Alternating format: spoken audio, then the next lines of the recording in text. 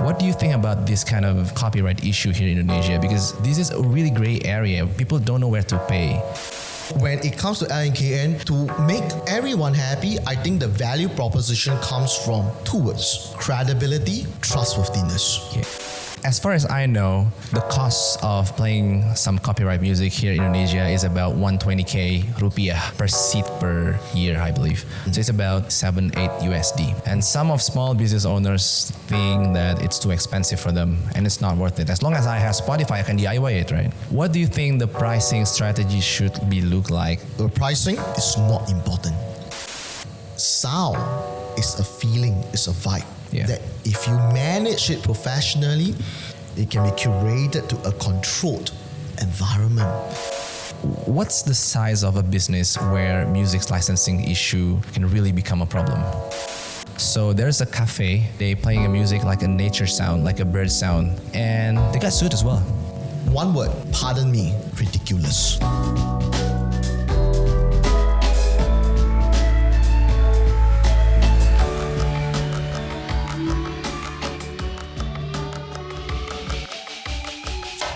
Halo teman-teman semua, ini adalah Insights Podcast episode yang ke berapa ya Rel ya? Berapa ini? Wah, udah banyak lah pokoknya ya. Jadi intinya gini, gue di sini kedatangan tamu, tapi gue di sini izin untuk ngomongnya nggak bahasa Indonesia nih, karena di sini tamunya dari luar negeri, guys, dari Singapura. Gue akan introduce nanti. So today we have Jerry. Thanks for coming, Jerry. Thank you for having me. Yeah, I want to give a little information to our audience that I'll be speaking full English today. Yeah, because I think we're going to flowing like water in English, right? Sure. Since you cannot speak Indonesian, right? Stick it, yeah? Okay, that's not a problem. I'll put some subtitles below so everyone will understand it, so don't worry, okay? So Jerry, thanks for coming all the way from Singapore. How was your flight? Perfect. Short and sweet. All right, I heard you just arrived this morning, right? This morning. Okay, just for context, can you please explain a little bit about your background and what your childhood story, maybe if you want to tell? My childhood story? Yeah, anything. We're going to take about 3-4 days. Okay, man, we have time, right? We have time, okay. Just in a nutshell, Jerry in a nutshell. Jerry in a nutshell. Yeah. In a very quick summary, I start from when I was 16 years old. It's pretty young. Very young, more than halfway there already now. So 16 years old, I passed my O-levels in Singapore, my studies. And the government said, back then our Prime Minister, Lee, he said that going to chemical life science was the way to go. Mm-hmm. It's like the big money is there. Okay, yeah. Not music. Yeah. So after that, I finished my O-levels, I got my results. Everything was okay except for one subject. What's that? Chemical. Life science. That chemistry part was just out of the equation. I flunked. I failed my test. Okay. Automatically, I went to School of Business, admin. And from there, I learned more about entrepreneurship. And from that school in Singapore Polytechnic, I entered about 7 business competition and failed. All of them? All. Okay. I almost gave up just before I entered military. One of the directors in Singapore Poly came to me and said, give it one last shot. Give it your best. No, you're going to army and might as well. Okay. I won for the first time on my 8th competition. So the story goes about never giving up. And after military, worked for one company, started this music business, and very quickly gained traction. Okay. Fast forward to where we are right now, into a background piping music. That's great. What's the name of the business? USEA. Okay, UC business, right? Yes. And can you tell me what you do and what your business do, actually? What is UC? We primarily goes into background pipe-in music. Okay. So we have 3 verticals: sound, sight, and sound. Sound stands for pipe-in background music. Some people sees it as elevator sound. So your retail, your F&B hotels, background music in indoor space. This is generally what we do. Okay. To put in music science and consumer psychology into place. What type of music is applicable to certain type of spaces at different time of the day, targeting different people. Okay. So that is our primary business. Then it comes to the site where we do digital signage and fragrance scent. Okay. Yeah. But I'm just curious, where did you get that business idea from? Because you were in army, right? It's not correlated at all. And then you were a chemical, study chemical as well, right? So it's not really correlated. Where did you get that? So from where I started, I failed 2 times. Okay. The very first one was when we started off doing crowdsourcing for music. So if you have a song about your love life, you are going to court a girl, or maybe let's say going for a marriage wedding proposal. Yeah. Give us your story. We will have a lot of musicians that will be pitching in music song written specially for you. This business idea failed Okay. badly. So need versus want, they may want to have a song but don't need one. Okay. Then we came up the newspaper, and from the newspaper itself, this article, they actually put out across to certain B2B industry, business to business, and people who contact and call us, email to us, are production houses. Okay. So people who do TV commercial, radio jingle, say, I love your crowdsourcing idea, let's come into this field, and then you crowdsource the music that is personalized to my TV commercial. Okay.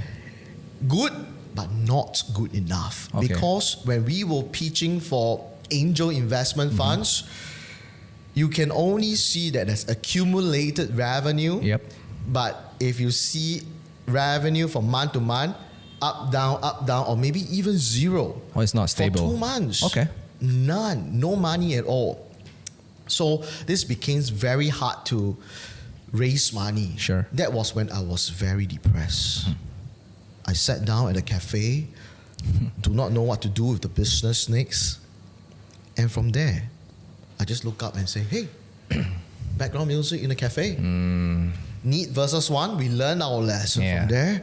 And that is where I pitched in to do background music, because retailers, the F&B out there and the hotels, they do need to have background piping music. Yeah. So that's a need, not so much of a want. That's the stepping stone, right? That's a huge stepping stone. Comes down from failure. Yeah, I see some, written like videos and any content you do write on LinkedIn. You said a lot about Omnichannel. I don't know what is Omnichannel is all about exactly, but as far as I know, Omnichannel is basically the integration communication between online and offline, right? Am I right? So can you please, absolutely right. Absolutely right, right? Yes. Please explain a little bit about what is Omnichannel truly mean. So from an omnichannel O2O strategy, online, offline, offline, online, is where we are able to integrate both online, offline channels to push out stronger sales. That is basically in a nutshell. Many times people like to say e-commerce, m-commerce. It's cheaper, but it's expensive to be cheap. The competitive landscape online and in the mobile space, you are fighting with so much more noise. Got it. And the only advantage from an offline atmospheric basis is that you have a physical shop. It's about experience. It's no longer on the phone, on your laptop. So you get to feel it. It's just like going out for our lunch, dinner, a meal. This allows us to experience the vibe that you're in, because you may not remember what you eat yesterday, but you will remember how you felt yesterday while you're eating. It's kind of a differentiation with your competitors, right? And sadly, it's something most businessmen forget, right?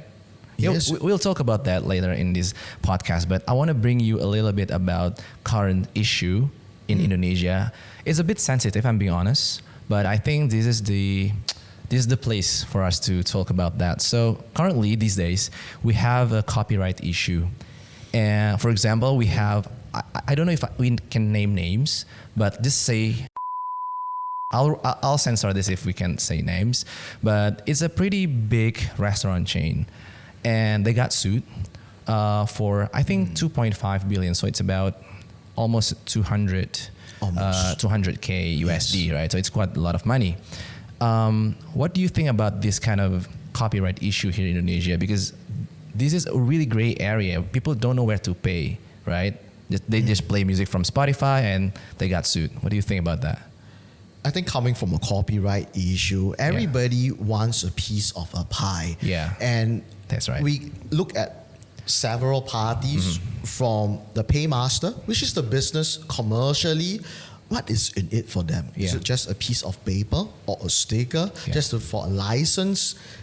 Is this what they require? Is that important to them? Yeah. What is important to them may not be important to the other party, which is the rights management organization. So when it comes to collective management organization, CMO in short, or performing rights organization, it's often about protecting the music rights of the creators. Don't get me wrong, it is very important, but it is also equally important to ensure the paymaster, or where the revenue is coming from, has an advantage of having something that is required for the business to survive or even thrive. Okay. But have any of your clients, like current clients, has been affected by those kind of issues back then? And maybe that becomes the reason why they use your service now. So there are a lot of things to consider from my story earlier of need versus wants. Okay. So many times we, as music providers or people very passionate about music, let's go for protecting the rights, give me my music royalties and such.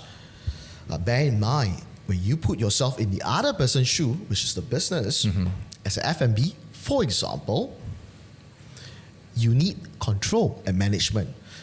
Control and management means if you are in a sushi restaurant, and just because K-pop is in a trend, the soda pop, the golden, the APT and such songs, streaming Korean pop songs, while you are having sushi. Okay. How does that make you feel? A lot more, maybe. And buy more, maybe. Maybe not. You will buy less. Reasons because there's a disconnection. Oh, okay. Because you are having a Japanese meal while hearing a Korean pop song. Oh, it's a Korean pop song. Okay. Yeah. So when you don't manage your outlets and the chain of outlets that you have, let's say you got 10, 20 or 30 or even more, that means that you are not able to control your brand, persona, the clothes that you wear. How do you want to be portrayed? Okay. So that is the first thing. Second is when it comes to legal compliance. Yeah, that's the thing. So the legal compliance, how are we be able to ensure that this particular song is rightfully played and paid? So when you understand that the legal compliance that we have, for example, on our side, we cover international music, the rights are licensed by us, we are able to push out the rightful license that we have. We are able to help protect you against any liability if any of organization were to come after you, including societies such as the ones we have in Indonesia. Last but not least, if you are able to look at the top line revenue, which is very important for our commercial parties out there, put in the voiceovers, time schedule, different time of the day, different day of the week for certain type of audience, because you can never satisfy everybody. But it's that 20% of your targeted audience that brings you the 80% of your profit margin. That's right. So if we can strategically use consumer behavior and music psychology coupled with technology that we could provide, for example, I think this can help top your upline, your revenue, and you are also able to protect your liability in terms of the legal consequences should there be any infringement. Like an insurance, right? Like a legal protection. Yes. That's right. Yes. But I heard a lot of big businesses here in Indonesia, like many of my friends, after all of this chaos, they feel like it's not worth it to pay royalty fees, because it's simply not because the money, it's simply because the government or the organization just simply can say numbers. It's like a gray area there. How the organization should price this copyright issue? You put out a very good point. Yeah. Openness and transparency is very important. How can we do that? If I'm letting you know that I'm actually wearing purple and my hair is actually grey, but I dyed my hair white, whatever I'm saying is nonsense right now. Yeah. So say is one thing, doing it, having seen it is another. So being open, transparent, saying it and proving it to one context is important. And we value it very much as a Japanese Singapore company because credibility and reliability is so important. Okay. In our dashboard, for example, the musicians and the music creators can see in past 24 hours how many times their music were played. Okay. In our dashboard, every quarter with a click of a button over PayPal, they can cash out, get the money instantly, immediately, know how much the royalties are accrued, get paid. That's for the artist? Yes, for the artist. And for our commercial parties, they can choose the playlists and songs that they want to send out in terms of the right vibe. So transparency and openness goes two ways. I think right now the issue that you spoke and touched about is a very painful one in the country because that is where the talk and the action doesn't go hand in hand. There is a disjointment. Yes. I want to know your opinion about the current issue as well. So we have there's a cafe. It's like a small cafe, and at the cafe they playing a music like a nature sound, like a bird sound or wave sound. So it's not music, it's nature sound on Spotify, and they got sued as well. So they have to pay. What do you think about that kind of situation? It's not music. Can I know if they have paid to us the birds? Do they feed the birds, or did they feed the fishes in the ocean? I don't think so. You don't think so, right? Or maybe they have to pay the wind, the plants that have the gush of those sound that is being produced.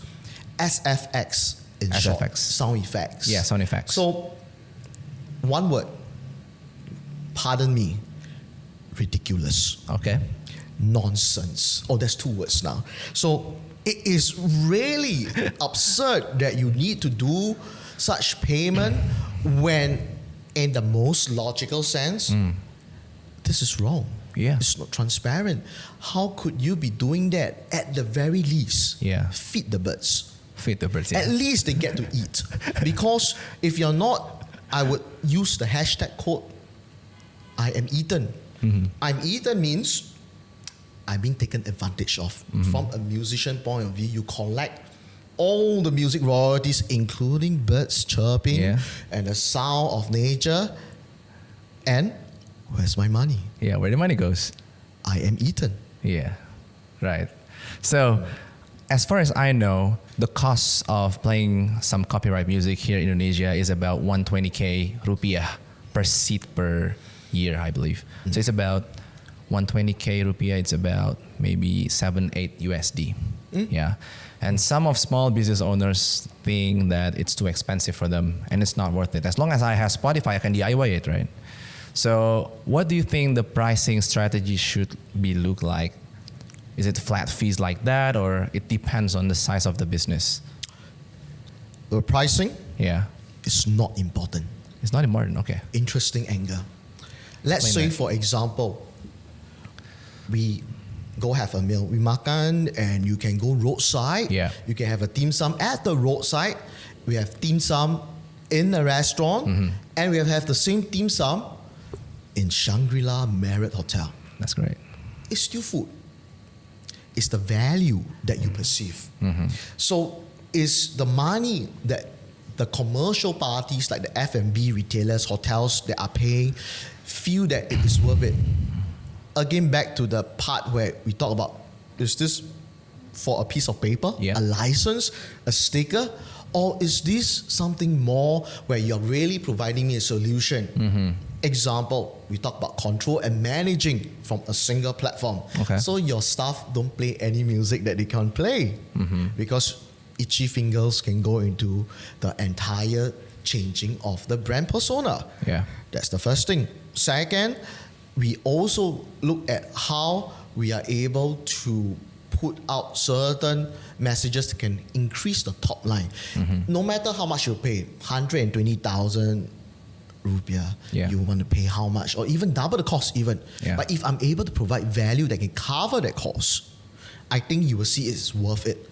Why do people eat dim sum in a posh hotel versus a restaurant versus even buying from supermarket and steaming it at home? It's still the same. So how much it costs has less of a relevance because the value is what do you give? A piece of paper, or do you give much more than that? Are you transparent in accountability? Do I trust the money I give you as something worthwhile? That's a really businessman mindset there. I believe you're a businessman because value first, right? Yes. Price is the second one. But I still want to talk about the pricing, not necessarily the price, but I see a lot of businesses, they still worry about the fees. I mean, whether the fees they pay is actually go to the artists involved, or there is a leakage in the middle of the process. You know what I mean, right? I just want to know, outside Indonesia, how this royalty distribution work? I mean, the transparency and the fairness. How do you do that? I mean, Indonesia is not representing that, right? To a certain extent, it might represent. Reason is because this issue is not an Indonesia problem. It's worldwide. It's a worldwide. In our ASEAN region, APAC, Asia Pacific, we have similar problems. We have some of the countries like Malaysia where they try to consolidate and put all of the CMO, PROs, the performing rights organizations, to form as one entity. They disbanded in a very short amount of time. Just cannot make it. The government in Singapore also tried to be consultative in this manner for the CMO, PROs. That it just didn't work out.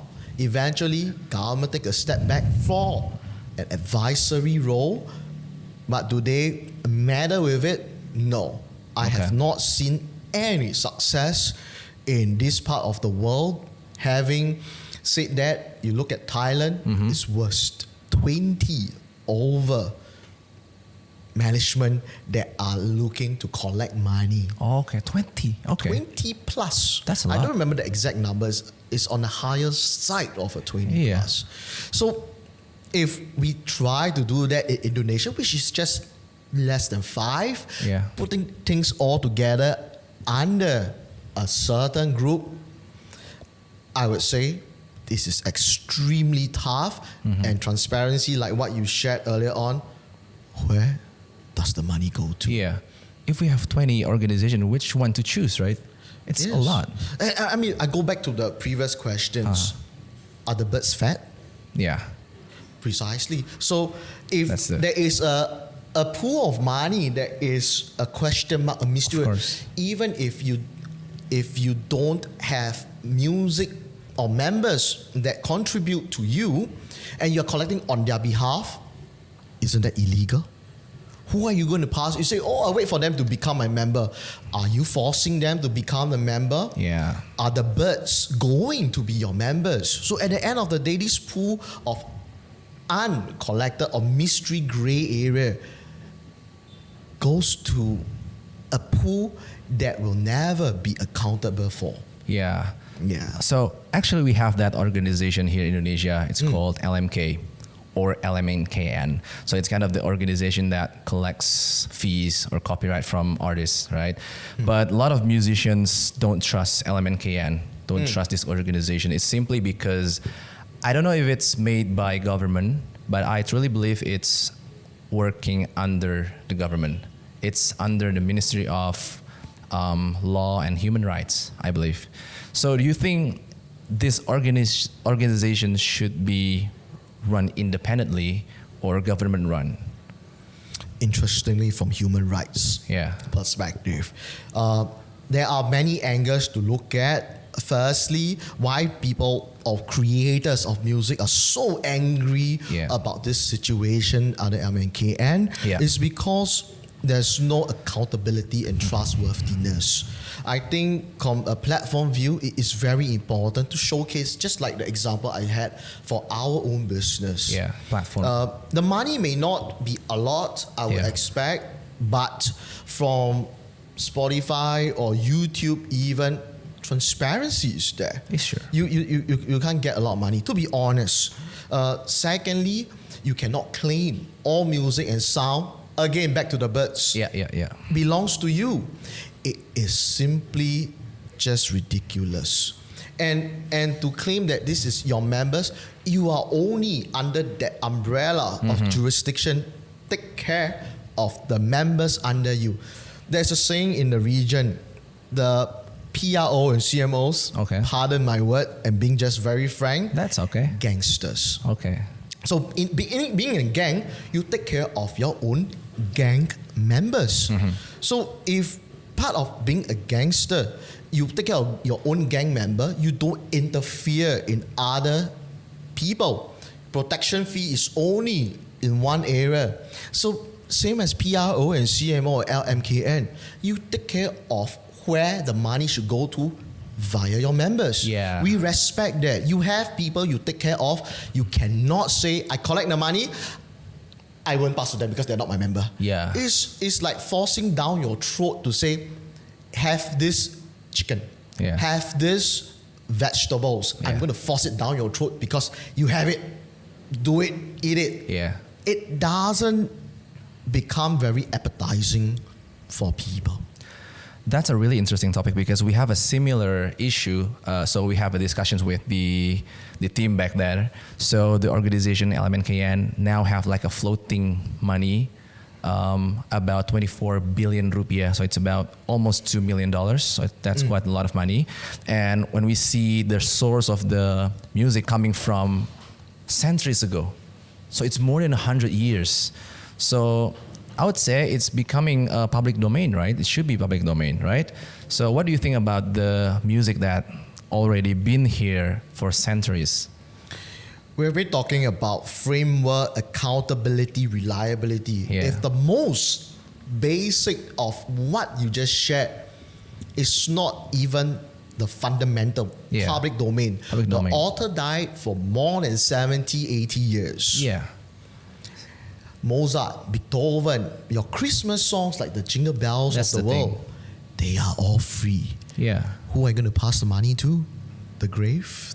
The artist is dead already, right? Yes, even you talk about the grandchildren, they may not be alive anymore. Yeah. So putting that into perspective, you're just collecting for the sake of collecting. Yep. If we do things without a purpose and where the money goes to, why it is being done, how do you expect people to believe you? Yeah.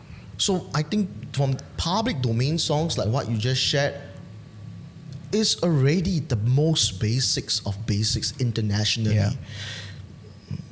Okay, I want to take you a little bit to the business perspective. I want to talk about business now. I'm just curious about what's the size of a business where music's licensing issue can really become a problem? Right. There's what is the ethical line there?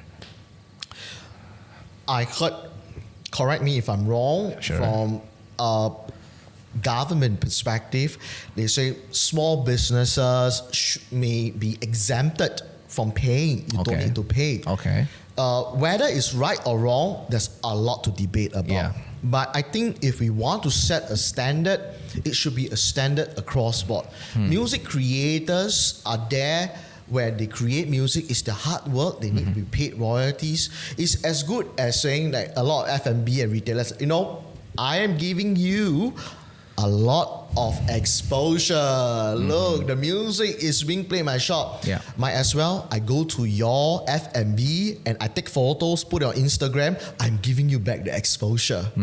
So the story is very similar in a sense where I'm helping you as a small business taking Instagram photos. Are you going to give me free food as much as I give you free music? Because I'm not collecting money anyway. Yeah. So I think it takes to click, and very important, go back to the original question. Are you paying for a piece of paper? And is this forced down your throat? Yeah. And what constitute small businesses? Yes. The definition is not here, not there, so vague. It's just way too grey. Yeah. How do I trust? Am I eaten? That is back to the original question. Yeah, back again to the value they give, right? Yeah. I want to know I want to know how you see music, all the platform works. I mean, you have explained about it, but I want you to explain a little bit more detail, like from where is the artist? Are you collecting artists from all over the world or just Singapore? And what is if I want to be your client, what is the pricing? Should I pay every month and how you distribute the fees to the artists and report to me as a client, for example? Sure. There are 3 parties involved. Okay, Let's 3 talk parties. about the source, the supply. Yeah, the supply first. We have a lot of music partners from all over the world, in this part of the world, Asia, and also America, Europe. Okay. A lot. We have a few hundreds of thousands of tracks within our repertoire. The dashboard will count and reflect for the musicians and music parties every day. If they have the individual dashboard, if they are music partners that we submit every calendar quarter, they'll receive a report without chasing us. We will send them proactively and say, this is your Excel spreadsheet report. And there's transparency because we are an audited company. So there is credibility. Yep. Then when we have our source of music being passed through, it's being streamed to all the F&B retailers, supermarkets, shopping malls out there. And every time it's being played, the play count will be attributed back to the dashboard. Okay. So you will know which music is being played. And you can put in your voiceovers, you can do time scheduling, and it becomes so intuitive and simple to use. Okay. The platform, which is us, allow our customers to just simply DIY themselves. Okay. Because it's that easy to execute on this matter. So it's like a performance base, right? Yeah, like it's kind of a passive income for the artist. Yes. Yeah. And you want to be paid just every 3 months. Yeah. Click of the button, get the cash. Do you have any clients from Indonesia today? More than 100. More than 100? Yes. Okay. Can you name like the top 3 of them? I am not so sure if I could, because we do have an agreement being signed with them. Okay. But they are definitely quite a few big names over here. I truly believe that. Yes. I will be visiting across the next few days some of the customers personally in Indonesia. If they use your platform as a music source and the copyright thing, should they pay another fees to the government or another like LMNKN, for example? Or it's a net price? You don't have to pay anything else? No. Answer is a straight no, as simple as it gets. Okay. But I got a very interesting story to share. What is that?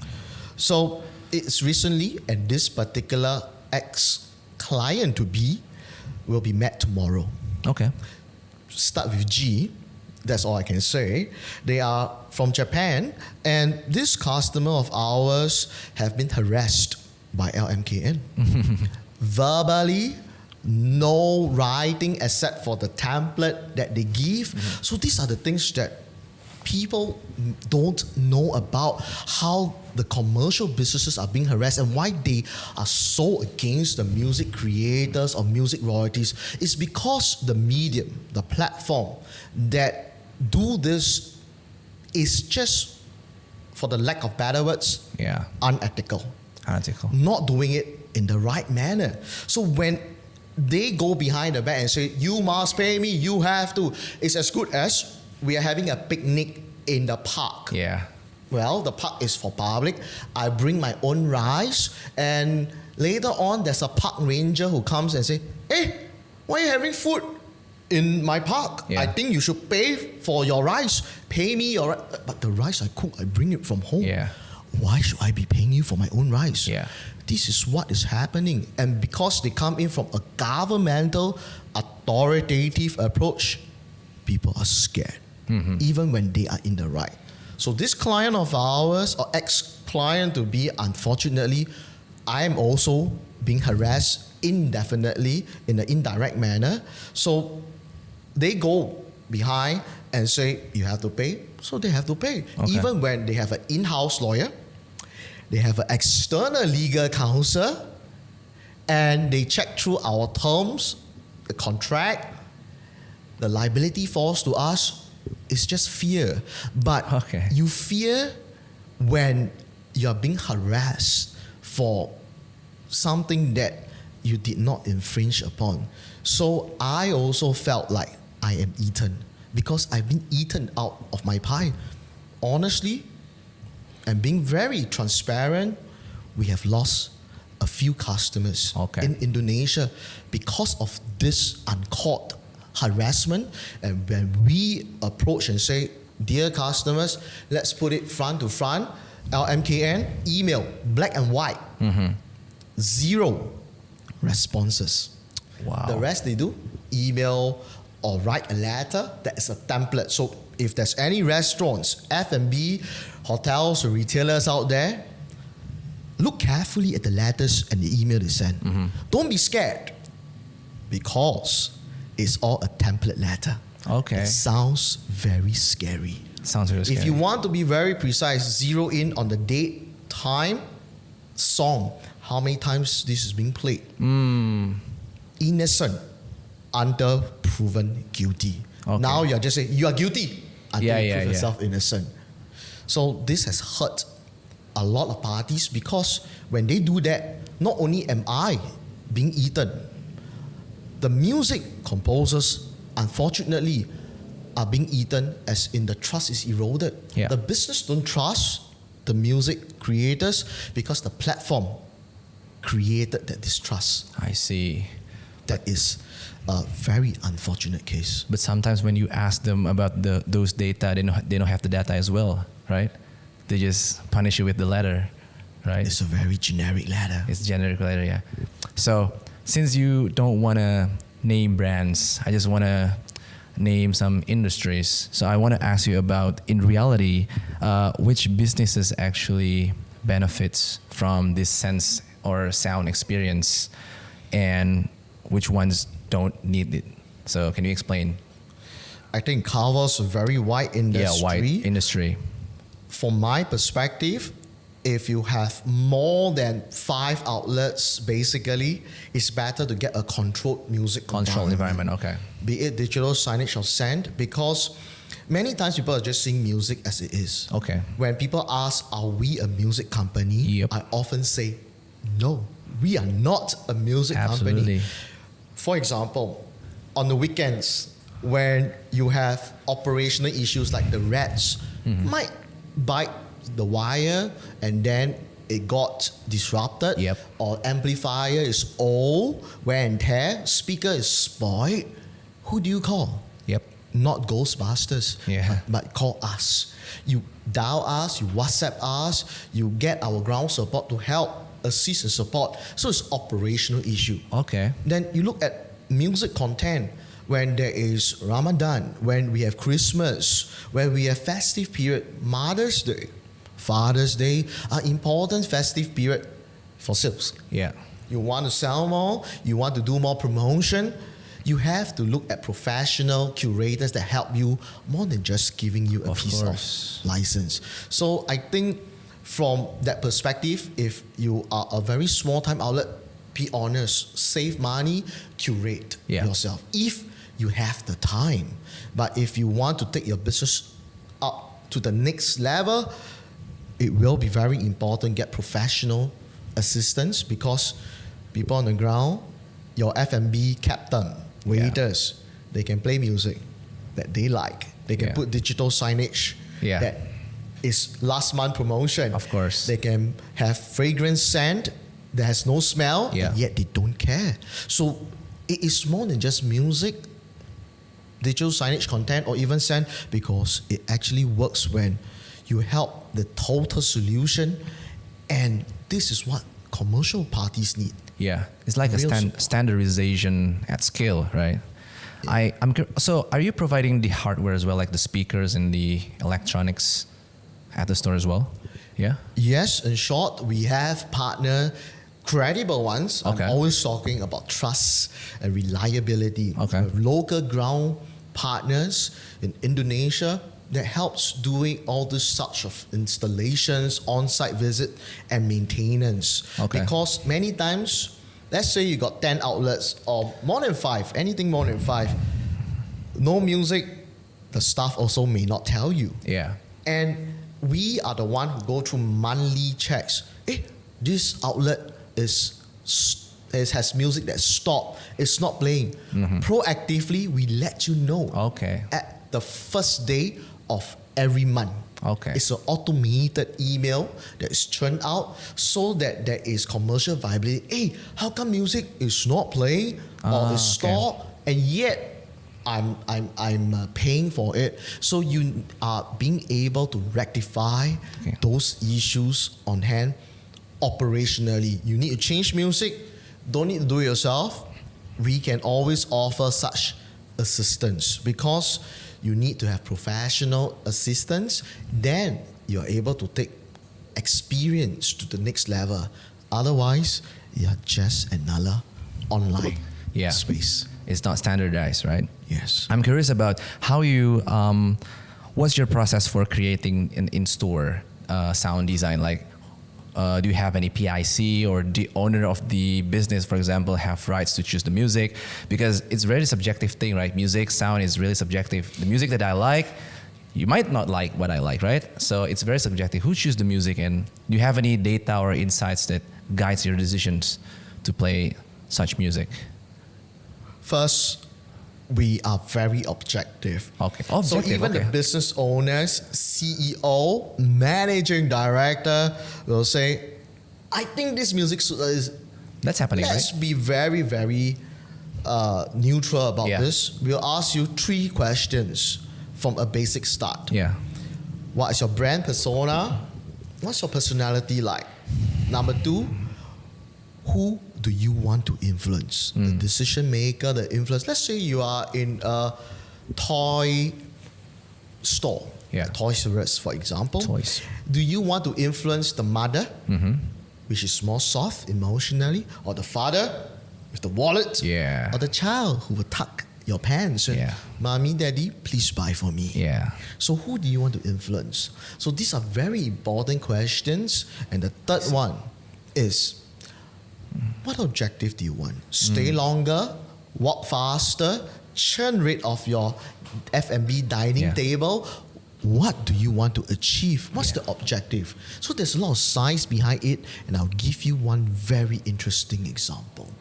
What is that?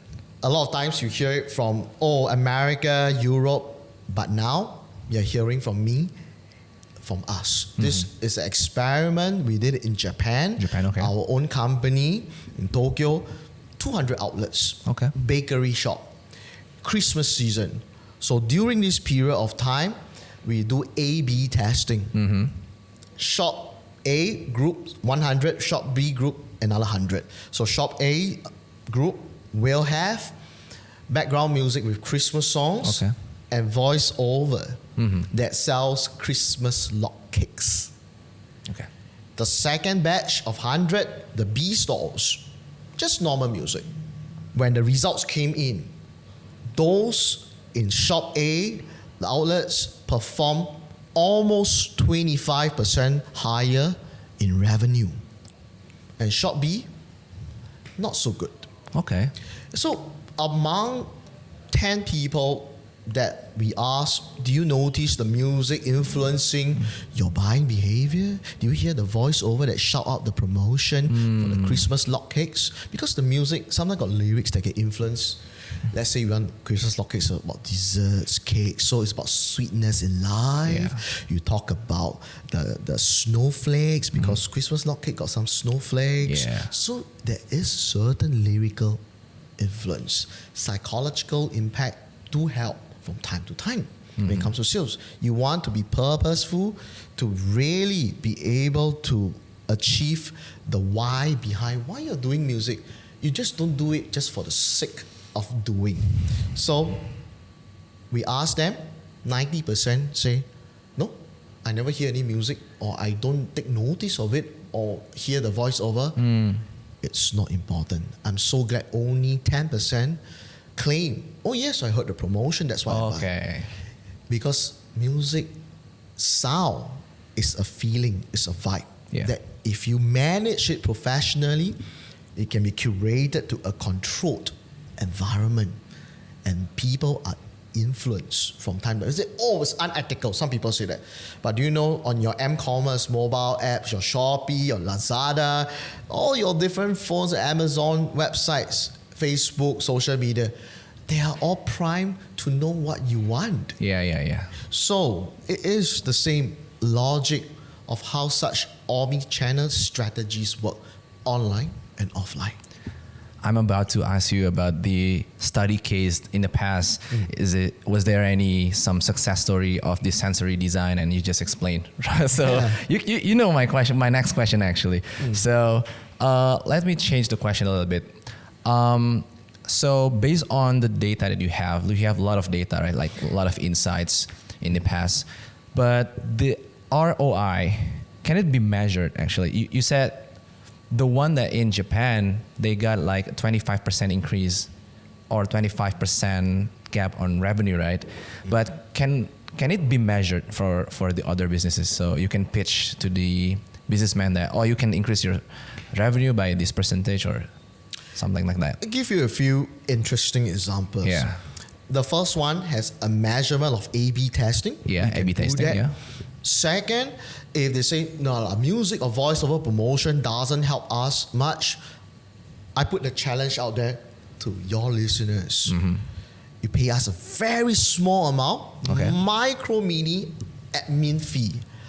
I will prove to you, your audience, that if they engage, we will just say, just for conversation's sake, a latte. We just promote the 1-for-1 latte. And we just have lyrics that sings about nice hot coffee or the mellow taste of Arabica beans, such, just promoting just one. I take 20% cut. Would you take up that challenge?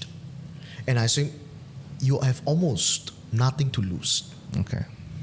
We are that confident of what we call as RAAS. Result as a service. I prove to you the return on investment. Number 3, this is super interesting. When we have a conversation before this started about office. So we can actually put in the office area sound design that can calm you down or focus at work. You can measure the success rate of how people feel and how they actually react and respond. We even have CEO, CFO, CTO messages being streamed, and very interestingly, podcast inspirational quotes. Putting it in the office environment to perk up the moods, see what it can do to your business. Action speak louder than words. Nothing much to lose. If we take our word for it, let's go for the challenge. And I think that itself will be able to say, yeah, sure. If it works, you will be worried if I pull the plug. I'll say, if it doesn't work for you, let's remove this. That's the power of a sound, right? Yes, the power of the sound. Yeah. I wonder, I should ask this question in the very beginning, but okay, anyway. I'm just really curious about how you pitched this idea for your first few clients, maybe your first 2-3 clients. Did they get this idea right away? Or this is something that you have to educate them, like non-stop education? Because this is something not really common, right? This is not like making a logo, not making like a jingle. It's sense, basically. We go back to one full circle from the start. Yeah. Need versus wants. Okay. It's important to control and manage any brand, be it a logo visually or how it sounds Yeah. like. We also have the ability to look at what is important for business revenue top line. Here we go on the promotion. So it makes sense from the start. And last but not least, legal compliance. Okay. You do not want to be hassle and being chased after LMKN, for example, to say, you better pay, otherwise, or else, this can be threats from PROs, CMOs of the world, beyond just Indonesia itself. But we want to stand where we are to say that if you are so certain that I'm in the wrong, prove to me that you are paying the bills. Yeah, that's the key, man. So we talked about this topic earlier today about small businesses, because I see a lot of small businesses like a local coffee shop, something like that. They prefer to just DIY their music, right? Because they subscribe to Spotify or Apple Music or YouTube. So it's cheaper for them to just play right away from the music recorder, right?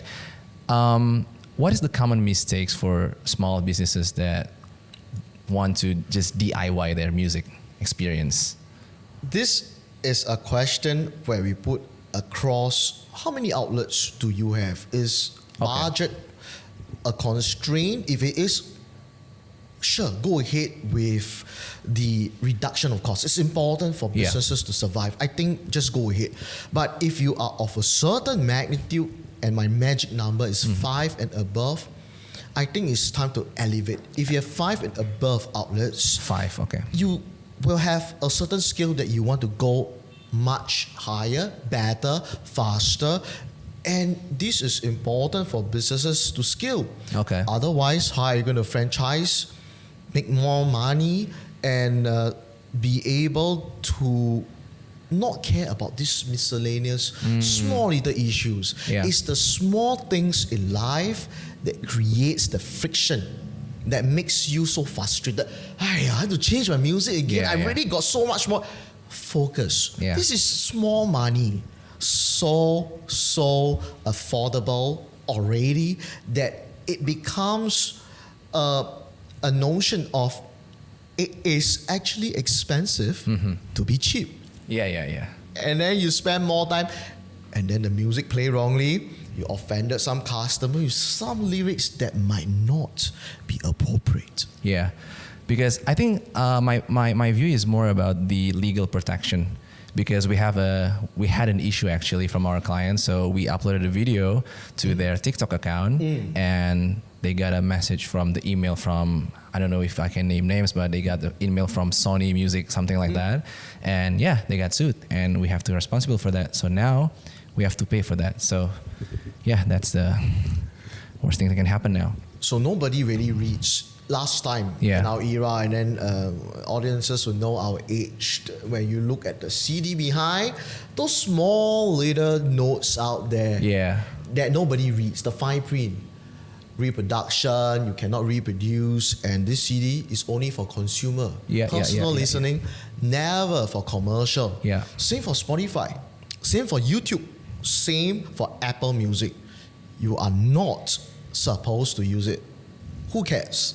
Anyway, I mean, theory is theory, practicality is practicality. We cannot deny that. This is not a school. This is a school of hard knocks and reality. Of course. So when we put things across in that perspective, I think it will be very important to recognize that if we want to right the wrong, we have to do it in the correct manner. Yeah, you can still play your YouTube, your Spotify, but these are consumer music. How are you going to control? Are you going to be just a one shot or two shot type? Or do you aspire to grow much bigger? Yeah. Because if we think small, we will always remain small. We want to really escalate ourselves. Sure. I want to take you to talk a little bit about the future. I want to know your perspective about the future, maybe in the next 5-10 years. Is sensory design like you do is or could be as fundamental as creating logo or other branding collaterals, right? Because today, businesses just focus on logo and branding and visuals, right? Because social media is really happening today. So, yeah, in the future, do you think it's going to be as fundamental as visuals? The trend is moving towards experiential. I agree. Experience. When we talk about firstly the Omnichannel O2O, the only big advantage in a physical space, be it eating, because we can always order our Grab food and Food Panda and such. There is always that ability to create the entire scape that you feel in a certain mood that is supposed to put you in romantic, happy, joyful, or in a very sober mood. So I think those are very important areas, more than just visuals, and that is the reason why we believe in sensory experience, sound, sight, and scent. It's not just music is important, the soundscape. It's a combination. The best combination scientifically that increase more than 38% of buying in terms of the receptivity of this is when you combine the right sound with the right scent. Smell. If you put the right ones together, you have a buy-in. Okay, it's increasing 38. Oh, that's pretty high. Yes. The brand affiliation, association to the consumer will be tighter. Okay. And now we are speaking about feeling, emotions, and we reflect on our day-to-day where we makan, when we have our choice of drinks. We are not as practical as what we think as we are human beings. We always run by emotions. Okay. Why do I feel like getting this and not that? That's a fun fact. So, okay, now I know. So, if we talk about F&B business, okay, it's common to talk about sense experience in F&B business is really common.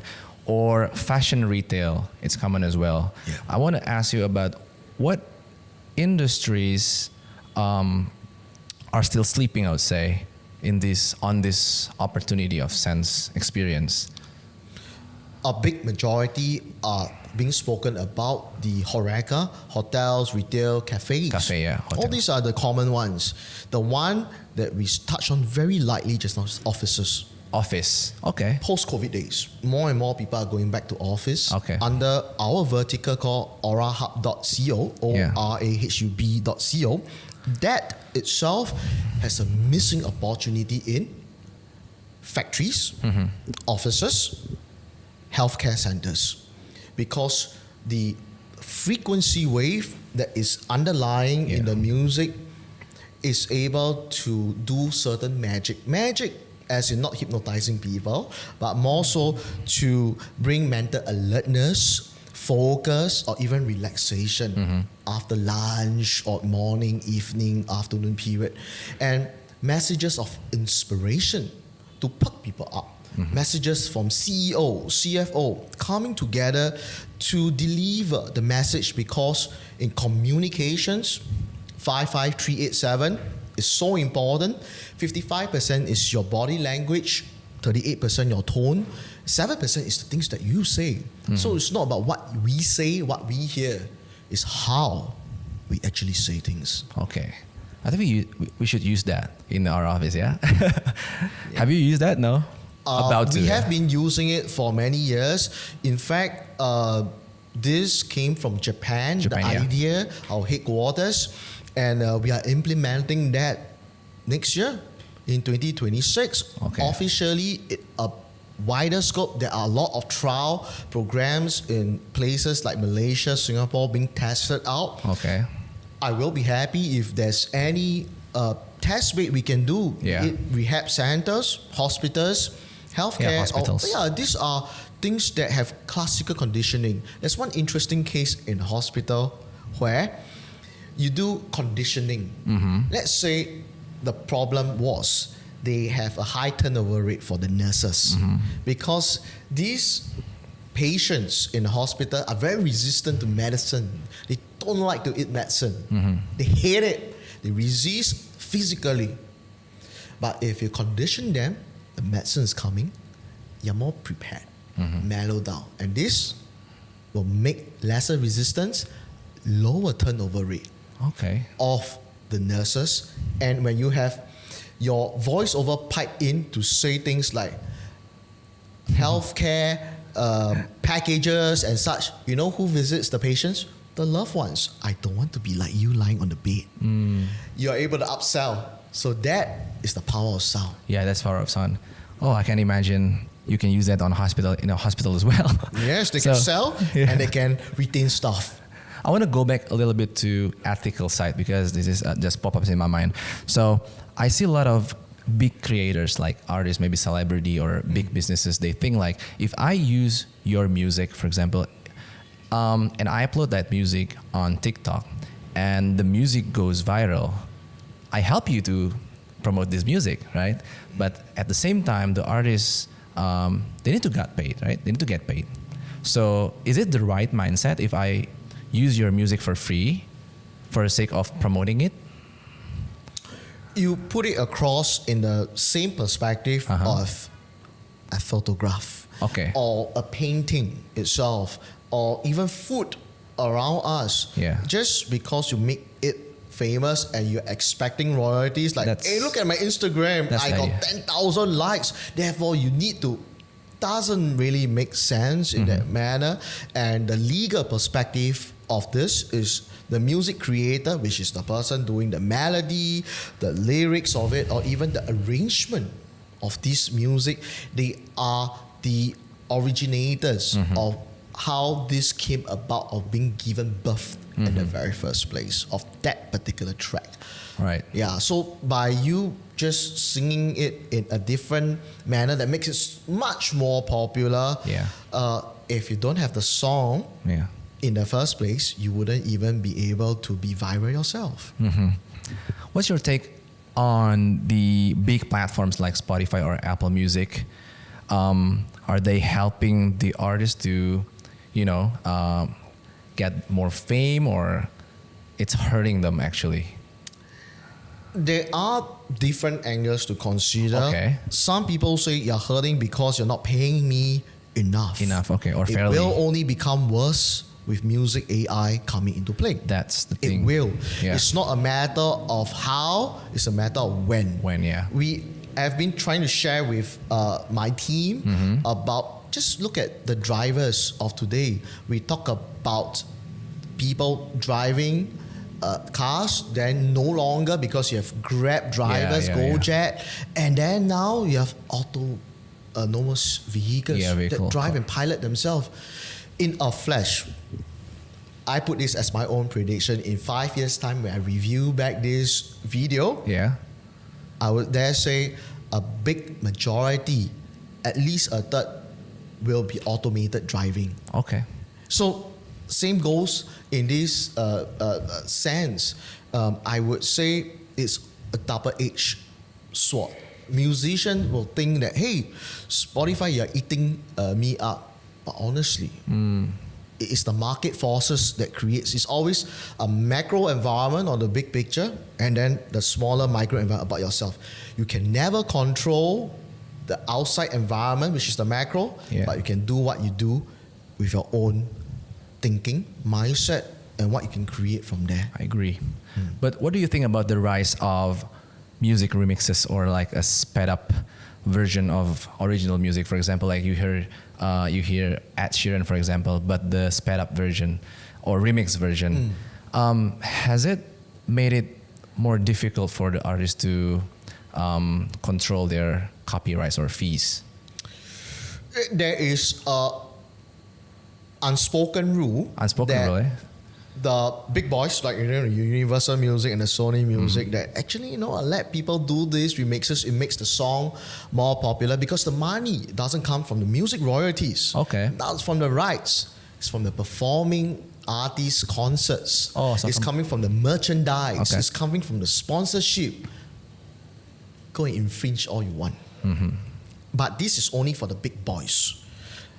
A lot of time, the mass musician, a big majority will always aspire, but do you know that Ed Sheeran's and the Michael Jacksons of the world, they are that 0.00001%. Yeah. But a lot of mass musicians are looking up to that 0.01%. That is where reality, theory is a very different case. Okay. So Jerry, I think this is to wrap up everything, right? It's been, it's an hour, more than an hour. I didn't expect this. So to wrap up this thing, I want to go back to the issue topic. And we have three stakeholders here. We have the artists and we have the government, which is LMNKN in this case. And we also have the businesses as your client, for example. Do you have any advice for them for finding the middle ground or some solution so everybody wins, right? Because the artists need to get paid, but the businessmen or brands, they want to pay fees, but not in the gray area, right? And the government side, they simply just want to collect everything, right? So what is the middle ground so everybody wins?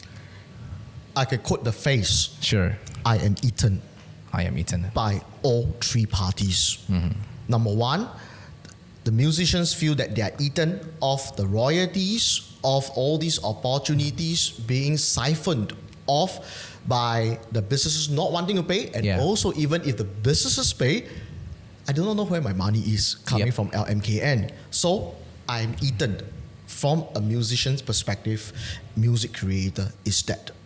Number two, from a business perspective, I am eaten because you are increasing costs for my consumers and my costs overall that I have to pay extra. I'm not willing to because you're just giving me a piece of paper. What can I do with this piece of paper? Eat it? I don't think so. It is a matter of fact that you need to provide me a value. Otherwise, this current situation we are looking with LMKN and the parties involved is a lose-lose win situation. We only know there's one winner in this party. So when it comes to LMKN, to make everyone happy, I think the value proposition comes from two words: credibility, trustworthiness. If you don't have the credibility and you are talking about national anthems, public domain songs, and music that doesn't even belong to any of the LMKs at all, what rights do you have for people to trust, to believe, and to say, yes, I want to give you my money, you will collect money on my behalf? Where's the trust? Where's the credibility? Do both parties or even the three parties that we are talking about feel eaten? Nobody will be fooled. Everybody will all be standing on their own end and say that, where does it go? Okay. What a fruitful insights from you, Jerry. For context, I'm not against LMNKN. I'm not against the government of Indonesia. All of this conversation is just for so for us can get smarter together, right? I think this is a very good sharing of insights of what is happening, because theory is one, but when you see from the other side of what's happening to the musicians on the ground, the businesses, what is LMKN doing? I am always open to say, let's work together, because there's no point clashing enemies. Negative things comes out, but we need to see what can we do to create a creative, cohesive system that everybody has a win with value propositions for each and every one. And I'll be very happy to work with LMKN should the opportunity arise, or businesses to say that you can value add. And if there is another chance to say LMKN coming to a party, you say you better pay. but pay for what? Yeah. And if I can stand up and say, let's come together and have a dialogue, exchange insights like what we have. Yes. It's very frustrating for many parties, but let's aim for a good results for everyone. All right. So Lemon Can, you can hear that. Jerry is willing to have a discussion with you guys. So Jerry, to wrap up, do you have any last message for our audience this last message for them? Actions speak louder than words. Let's get things done, be it a dialogue, be it coming on board to do this sharing, as in let's do experiments. Yeah. Will I sell extra cup of coffee? Will I be able to put in certain sensory experiences? This is not a sales pitch. This is an opportunity for us to see what can we do to make things better. Because results orientation, I think saying is one thing. Let's prove it with action. That's great. Thanks for coming, Jerry. Thank you very much for having me. Good luck for everything you do in the future. Thank you. Ladies and gentlemen, Jerry Chen. Thank you. Thank you. Thank you very much.